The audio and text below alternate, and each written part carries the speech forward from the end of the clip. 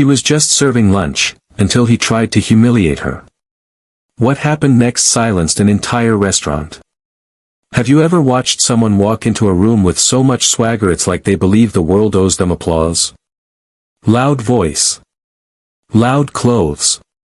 Loud ego. That was Douglas Merriweather.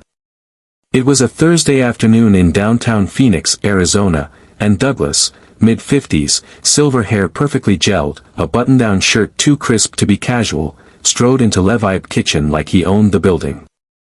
Now, Levibe wasn't some greasy spoon on the corner. It was the kind of place where lunch came with linen napkins, lemon wedges on the water glasses, and appetizers with names longer than your resume. Everything about the restaurant whispered elegance. Everything except Douglas. He walked in surrounded by 3 others, his entourage. 2 men, 1 woman. All dressed in that, I don't shop on sale, kind of way. Table 9. That was their domain. And attending to them was Kendra Holloway. 29. Brown skin. Tightly coiled hair pulled into a low puff. Sharp almond eyes that missed nothing. A quiet kind of beauty, the kind that demanded respect without a single word. Kendra had been working at Levibe 5 days a week, 10-hour shifts, for 2 years straight. She could juggle 4 tables, remember who was gluten-free, who had nut allergies, and who needed lemon on the side. She smiled when she didn't feel like smiling.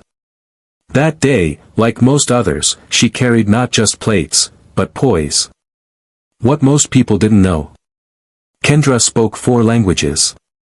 She held a degree in linguistics and international relations from Arizona State. But dreams had to pause when her mother passed away. 2 younger brothers needed food, tuition, guidance. Life didn't wait. So here she was, in a restaurant full of people who rarely looked twice at the server, unless their water wasn't refilled on time. At 12:15, the lunch crowd hit full stride. Suits, startup bros, whispered business deals over beet salad. Kendra moved between tables, focused, present, efficient. And then came Douglas. "Make sure mine's gluten-free," he said, not even bothering to look her in the eye. "I don't trust kitchens unless I see them sweat." Kendra nodded. "Understood, sir. The chef uses tamari-based soy, not wheat." That made him pause. He looked up, surprised that she knew something he didn't expect a waitress to know. Then the woman across from him, French accent, likely an investor, ordered in rapid French. She asked about the beurre blanc, whether the salmon was wild-caught. Without hesitation, Kendra responded, "En français parfait." Fluid, crisp, effortless. She even offered to confirm with the kitchen. The Frenchwoman smiled, her shoulders relaxing. But Douglas? Douglas shifted in his seat. "Whoa," he said loudly, dropping his fork. "Look at you, parlez-vous waitress." Kendra kept her smile, though her posture shifted. Just slightly. "It's French, sir," she replied calmly. "And yes, I speak it." Douglas chuckled, leaning back like he'd just said something clever. "Well, if you're so smart," he drawled, "why don't you translate this?" And then he fired off a loud, clunky sentence in German. The table went quiet. Conversations nearby dimmed like someone had turned down the volume on the entire room. The Frenchwoman blinked. One of the men looked away. Kendra didn't move. One hand rested on her notepad, the other by her side. Calm. Steady. Douglas looked smug. Like he'd just dealt a winning hand at a poker table. He waited, for her to flinch. To stammer. To admit defeat. But Kendra? She met his gaze. Then she repeated his sentence, word for word, in flawless German. She even corrected it. Added the formal version he should have used. Then translated it into English. The mind is like a parachute, it only works when it's open. Her voice wasn't loud. It didn't need to be. It was clear. Clean. Composed. The silence around the table deepened. The Frenchwoman raised an eyebrow, impressed. The younger man stifled a laugh. Even forks paused mid-air. Douglas tried to laugh. It came out thin. "Well, you practiced that one," he said, waving it off. "Memorized phrases. Google Translate, maybe." "I don't use Google Translate," Kendra said, still steady. "But I can explain the grammar, if you'd like." The quote's often misattributed to Einstein, but it predates him. Also, you use the informal second person to describe an abstract noun, that's considered clumsy in modern German. The Frenchwoman leaned forward, smirking. "She's right," she said. "I studied in Berlin. Haven't heard anyone use Du mit Geist since a frat boy hit on my roommate. That one landed." Douglas's smug smile faltered. The younger man at the table bit his lip, hiding a grin. Douglas scoffed. "So what, you want a gold star?" "No," Kendra said simply. "Today, I'm your waitress." "But yes. I majored in linguistics and international relations. Studied in Belgium. Learned German from a roommate. Mandarin during thesis work. And I still show up here every day." The tone of the table shifted. Whatever laughter Douglas had hoped for, it evaporated. "Let's just order," he muttered. "We're burning daylight." But even he could hear the lack of command in his voice. Kendra took the last order, turned, and walked toward the kitchen. Graceful. Unbothered. But the tension? It didn't vanish.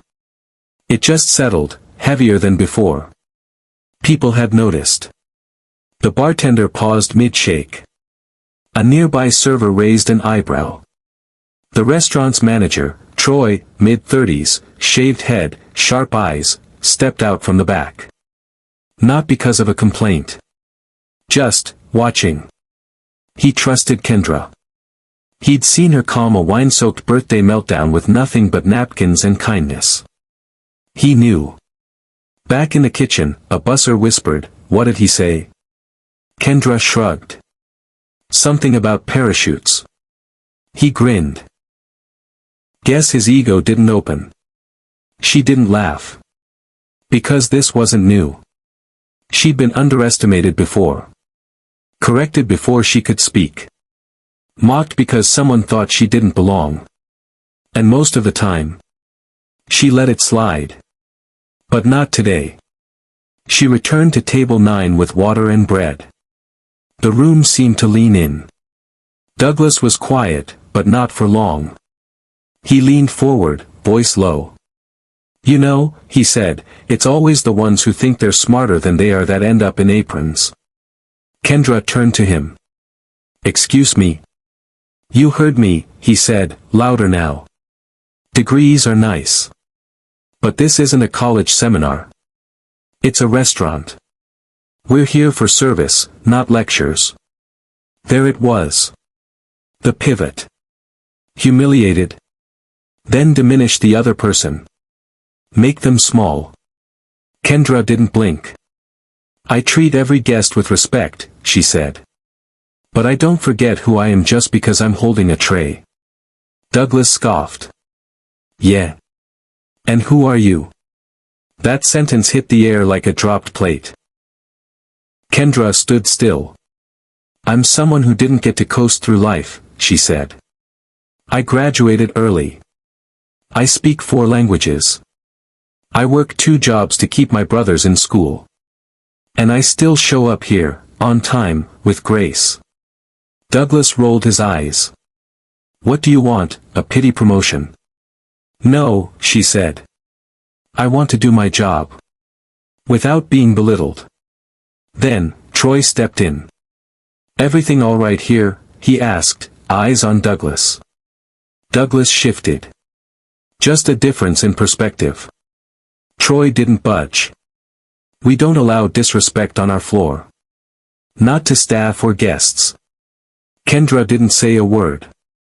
She didn't need to. She walked away, head high, step steady. And that silence?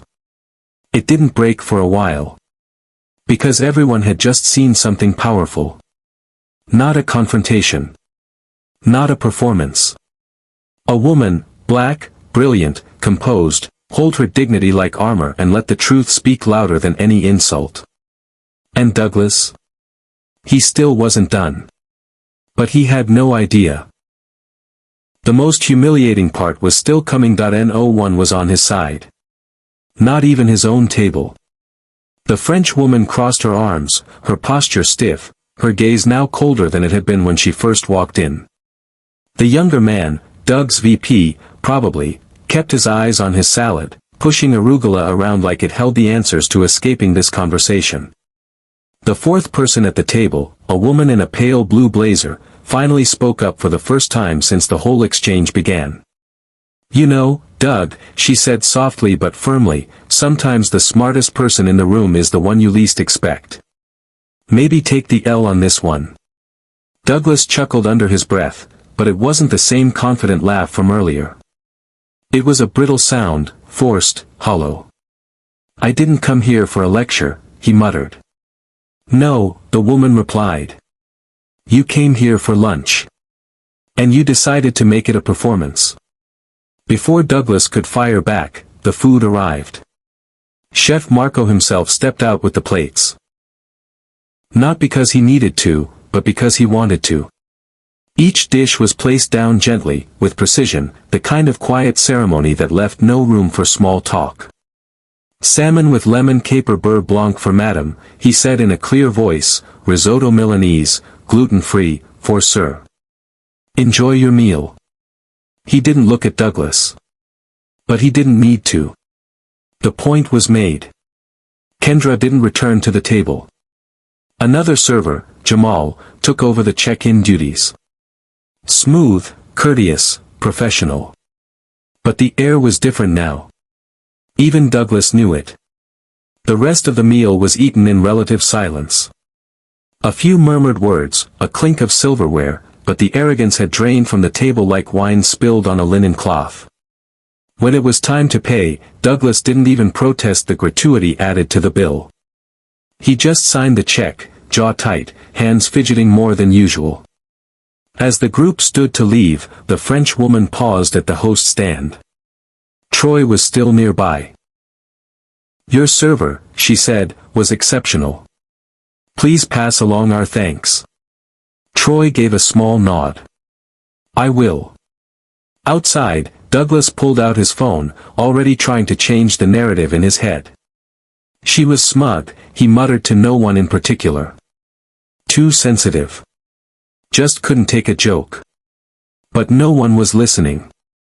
Back in the kitchen, Kendra wiped down a tray, her motions slow but steady. She wasn't smiling, not yet, but something had shifted. The weight of the moment hadn't crushed her, it had clarified something. She didn't need to shout to be heard. Her intelligence didn't require permission. And her dignity didn't depend on anyone's approval. Chef Marco passed behind her, clapping her gently on the shoulder. "Well handled," he said. She nodded once. "Thanks." At the bar, Jamal raised a glass of soda in silent salute. From across the restaurant, a few guests made subtle eye contact, nods of respect, quiet acknowledgments from strangers who'd witnessed something real. Kendra exhaled slowly, then straightened her back. She still had 2 tables to check on. 2 bread baskets to refill. A shift to finish. But as she walked back into the dining room, tray in hand, the whole place seemed a little different, not because they saw her now, but because she no longer cared if they did. Because power isn't loud. And grace under pressure is louder than any insult. And sometimes, all it takes is one woman in an apron speaking fluent truth to humble the entire room. The lunch rush tapered off. The clatter of plates softened into the quiet hum of espresso machines and muted conversation. Afternoon sunlight filtered through the tall windows, casting golden beams across linen-covered tables and the polished floor. Kendra stood at the POS station, her shift winding down. She sipped water from a reusable bottle, her fingers idly tapping the screen. But her mind was elsewhere, hovering in the space between what had just happened and what it meant. Troy walked over, a sly smile tugging at the corner of his mouth. "You know," he said, leaning on the counter, "we should put you on the wine list next time. Vintage Kendra, sharp, dry, and pairs well with arrogance." Kendra finally laughed, really laughed, and it was the kind of sound that drew glances from other staff, lightening the room like a breeze through curtains. "I wasn't trying to prove anything," she said. "I know," Troy replied. "But you did. To everyone." He pulled out his phone and tapped the screen. "By the way, that table left a review already. Wanna see?" Kendra blinked. "Seriously?" Troy turned the screen around. White medium star, white medium star, white medium star, white medium star, white medium star. The food was excellent. But what stood out most was the poise and professionalism of our server, Kendra. She handled an uncomfortable situation with grace that humbled everyone at the table, including the one who most needed humbling. She was the highlight of our experience. El Moro. Kendra stared at the words. She didn't know whether to smile, cry, or both. "Is that," she began. "Yep," Troy said. "The French woman. VP of something big, from what I heard." Kendra closed her eyes briefly. Not in disbelief, just in quiet gratitude. By the time her shift ended, the restaurant had settled into its gentle evening rhythm. White candles flickered at each table. Soft jazz floated through the air. The city outside buzzed with weekend energy, but inside, it was calm. Kendra stepped outside to clock out. She slipped off her apron, folding it neatly, and looked up at the horizon. The sky was painted in streaks of lavender and gold, one of those rare, perfect sunsets you feel in your chest more than your eyes. Her phone buzzed. A message from her mother. "Hey baby, how was your day?" Kendra paused, then typed. "Wild. But I handled it." And then, after a second, she added. "Actually, I'm proud of how I handled it." She hit send. As she began walking toward the subway station, someone called her name. It was Chef Marco, standing at the corner, his jacket still crisp despite the day's heat. "Kendra," he said, "you ever thought about going into management?" She blinked. "Excuse me?" He smiled, not unkindly. "We've been watching you. Not just today. 4 weeks. The way you hold the floor. The way you think. It's leadership material." She didn't know what to say. For a beat, the city sounds faded. Only her breath, steady and sure, remained. I'd need to think about it," she said. "Good," he nodded. "Think about it. But not for too long." He turned and walked back inside, leaving her in the golden haze of the city's twilight. As Kendra descended into the subway tunnel, the noise picked back up, train brakes squealing, announcements blaring, people rushing home. But she didn't rush. She stood tall on the platform, shoulders back, eyes forward. She was still just a server to most. Still wearing non-slip shoes and carrying a backpack with extra socks and hand sanitizer. But something had shifted. Not in the world, yet, but in her. Because the world didn't need to recognize her brilliance for it to be real. She didn't need applause to know her worth. And if today taught her anything, it's this. The next time someone asks what she does for a living, she'll say it plainly, without apology. "I'm Kendra. I'm a server. And I don't serve fools." The train arrived, its doors sliding open with a hiss. Kendra stepped inside and found a seat by the window. As the train pulled away from the platform, the city blurred into streaks of color, neon signs, taillights, flickering storefronts. She watched her reflection in the glass, superimposed over the city lights. Her eyes were tired, but steady. Her lips curled in the faintest smile, not out of victory, but quiet realization. All her life, she'd been expected to shrink to fit other people's definitions of what professionalism looked like, what respectability sounded like, what authority should wear and shouldn't question. But today, without shouting or apologizing, she had expanded. She'd held her ground. And the world had to adjust around her. Across from her, a young girl in a school uniform looked up and smiled. Kendra smiled back. And in that moment, something unspoken passed between them, something strong and generational, like a thread tied through time. You don't have to perform dignity. You are dignity. As the train rumbled on, her phone buzzed again. A new notification. LinkedIn, 7 new connection requests. Instagram, you were incredible today. Found your page through the restaurant's tag. Twitter/X, Kendra from Midtown Bistro is my hero. Troy had apparently posted a discreet tweet, just a photo of the wine-stained table with a caption. Respect your servers. You never know who's writing the real story. The post had gone viral. Thousands of shares. Dozens of threads dissecting everything from customer service etiquette to workplace bias. But Kendra wasn't interested in the noise. She muted her phone, leaned back, and closed her eyes. She wasn't doing it for applause. She was doing it so the next woman, the next black girl in braids, standing in front of an expensive table in a room not built for her, wouldn't have to carry the whole world on her back just to be seen. 2 weeks later. The Midtown Bistro was unusually busy for a Tuesday. The corner table, the same one that had hosted the infamous wine incident, was reserved. Kendra stood by the host's stand, now wearing a crisp black blazer instead of an apron. A name tag read. Kendra Williams, Assistant Floor Manager.